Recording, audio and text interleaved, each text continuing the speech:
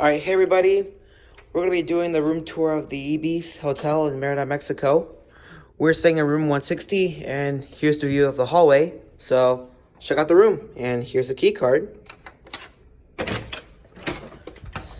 the lights on. If you come in here, you have a nice room. It's just a small room, so here I have two beds. There's a lamp. There's another lamp. And right here's a telephone. And here's the view outside. There's another lamp right there. And here's the open air closet with just hooks. And right there is the Samsung TV. And look at the mirror. Hey! And right there's the door that leads to the other room. There's a thermostat. And right there's a smoke detector and the air conditioner. Check out the bathroom now. Hey, there I am. Hi. Have your sink.